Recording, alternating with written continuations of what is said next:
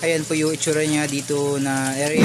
Gagamitin ko sana yan sa flooring. Pero yun, naisip ko na pwede natin yung gamitin na pantakip dito. Mechanical, dito magsasala yung mga may doon sa pan. Tagos lang dyan yung tubig, papunta naman dito sa biomedia natin. Kasi may nakaredy na tayong frame.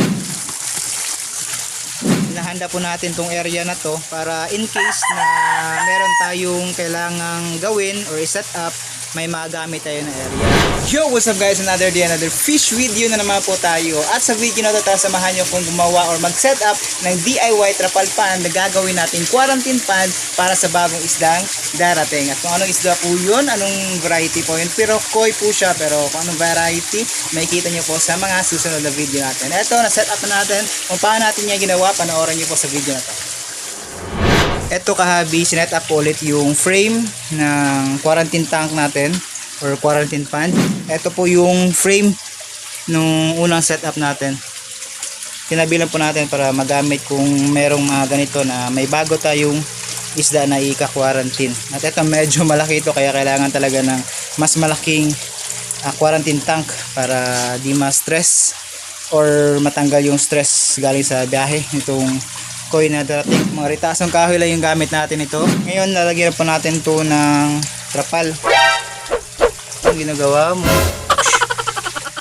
para malagyan natin ng tubig, at yung tubig lang dito yung gagamitin natin, tapos hahaluan natin ng bagong tubig para makondisyon yung bagong isda natin, kasi ililipat din naman natin yun dito pag katapos nating i-quarantine. Ayan po yung itsura niya dito na area. Tapos yung mga plastic pallets natin na yan na lang po yung gagamitin natin na pang takip para iwasang tumalon, kasi pag bago yung isda may tendency na tumalon, kaya kailangan ng takip. Gagamitin ko sana yan sa flooring, pero yun, naisip ko na pwede natin yung gamitin na pantakip dito, kaya yun na lang yung gagawin natin.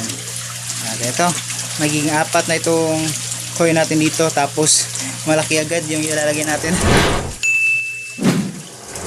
Ayan guys, tapos ko na i-install yung trapal dyan sa ating quarantine pan. At ayan, mabuti na lang nakahanap tayo dito ng trapal na pwede natin magamit at di na tayo kailangang bumili. Yan yung gamit namin pang roofing nun. Sana walang masyadong malalaking butas para di gaanong mag-drain yung tubig. Check pa natin yan ngayon kasi i-leak test din natin.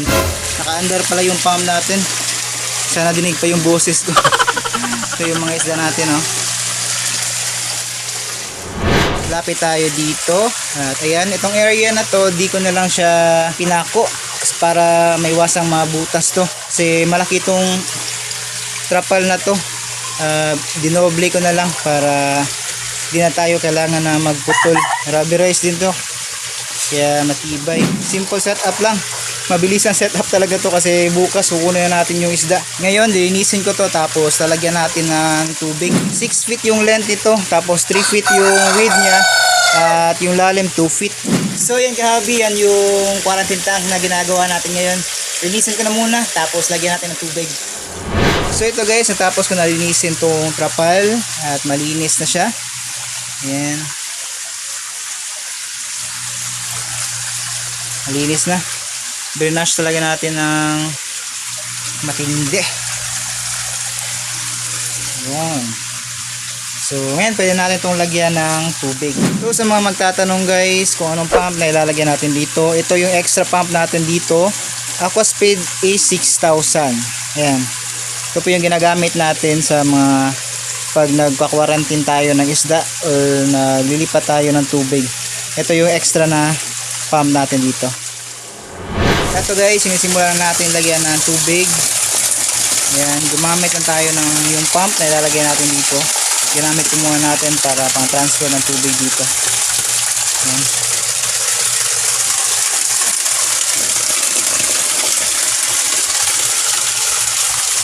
So ito guys, tapos na tayo mag-pump ng tubig galing dito sa ating koi pan papunta dito sa quarantine pond. Ayan, hanggang dyan lang yung tubig na kinuha natin, kasi dadagdagan pa natin to ng fresh water. Tapos dito naman sobrang lakas ng pump, di natin masabayan yung pagdagdag ng tubig dito. Pero ito, para rin tayo na water change main pan natin. So yun guys, medyo nakakapagod talaga tong araw na to, pero para sa mga isda natin, di ba? Alam to ng mga kahabi natin dyan na kahit anong pagod sa pag-aalaga ng mga isda, basta para sa mga isda, goods to goods lang. Yo, what's up guys? Day 2. Tara, samahan nyo akong tapusin yung ginagawa nating quarantine pan para dun sa bagong islang darating. Tinatapos ko ngayon yung filtration system niya. Napakasimple lang ito para dito sa quarantine tank or quarantine pan na ginagawa natin. So, ito pakita ko sa inyo. Ito yung napakasimple na ginawa natin dito na filter chamber. Yan. Hindi pa nga natin yung nadikit. Kasi di pa ako nakakagawa ng ng pang quarantine talaga natin na filter, kasi yung mga filter drum natin binigay din natin. Ito na lang muna yung gagamitin natin na filter media dyan. Itong fiber fill pang mechanical natin, tapos Pumice para pang bio media natin, para kahit maliit lang kumpleto naman siya, wala namang tagas. Ito yung marking natin kahapon. Ayan. Daragdagan natin ng konting tubig to kasi medyo malaki yung isdang parating. Ayan yung pump natin, Aquaspeed A6000. Yan po yung ginagamit natin dito pang quarantine, tapos pang lipat-lipat ng mga tubig. Nung ginagawa din natin itong pan na to, yan po yung ginamit din natin. Yung gamit natin sa pan na to, Aquaspeed din, pero yung A4000 mas mahina po compare dito sa pump na yan. So, ngayon, set up ko na muna itong filter, tapos pakita ko sa inyo. Hindi yan pagkain. Eto guys, at na-assemble na natin. Ito yung first layer, dito yung mechanical, dito magsasala yung mga solid waste ng ating isda or mga dumi dun sa pan. Ito yung mechanical filter natin. Ayan. Tapos, tatagos lang dyan yung tubig, papunta naman dito sa biomedia natin. Ayan po yung mga Pumice. At yan, ganyan lang kasimple yung filter setup natin. Tapos ihahang lang po natin to dyan. Yan, ganyan lang kasimple yung filter setup natin para sa quarantine tank na to. Pagkatapos naman dito, ililipat din naman natin yung isda kasama nito mga koi natin. So ayan, set up ko na po muna to, tapos paanda rin natin yung pump. Gagawin ko rin yung piping niya. So ito guys, nakabit ko na, pakita ko sa inyo. Ayan guys, ito po yung ginawa natin. Sinabit lang po natin dito.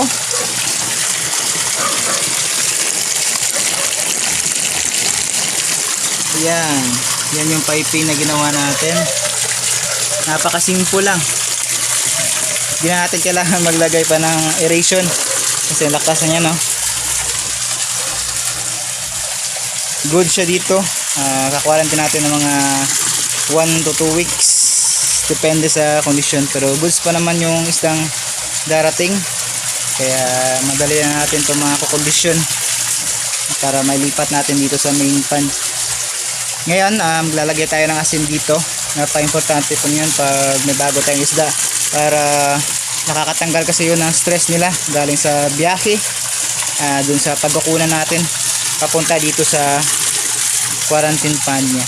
So lagyan lang tayo ng asin, tapos cycle natin yung tubig, at mga bukas or so next day pwede natin makuha yung isda.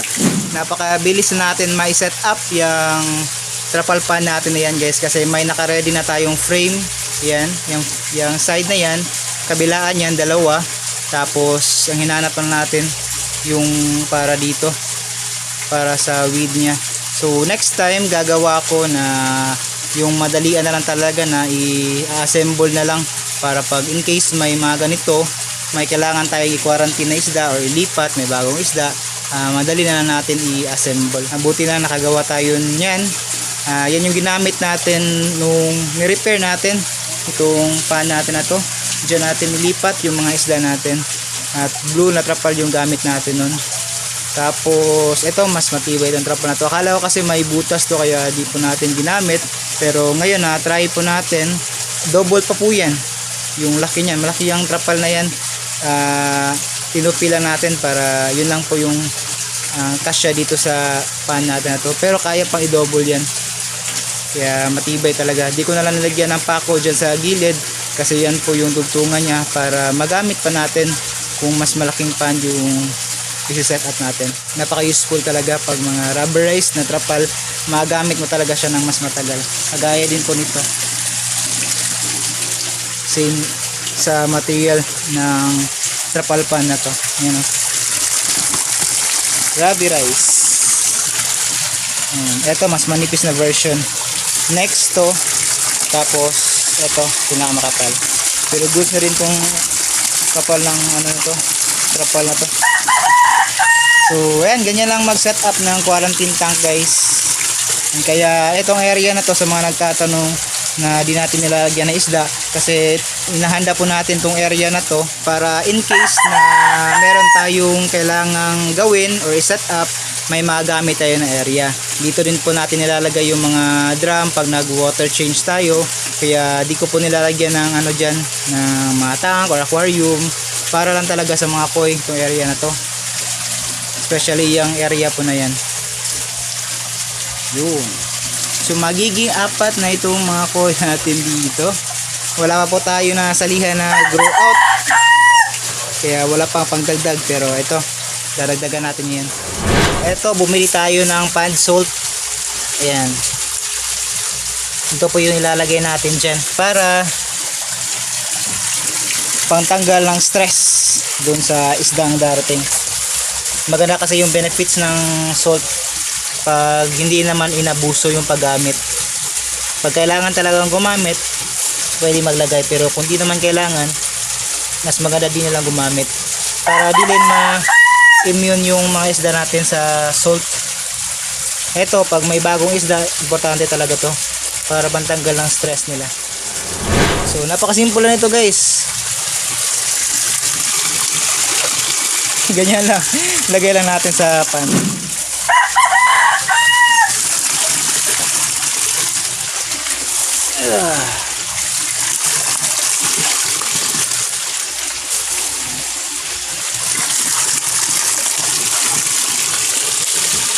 Yun. So yun guys, hanggang dito na po muna yung video natin at tapos na natin i-set up itong quarantine pan para dito sa bagong isdang parating. Ayan. Yan. So abangan nyo po yung next upload natin pag nakuha na natin yung isda na ilalagay natin dito. So yun, nandito na po muna mga kahabi. Maraming salamat sa panonood. Thank you and see you po ulit sa susunod na video. Happy fish keeping! Fish out! Maldita! Kainis siya maldita. Maldita kaya.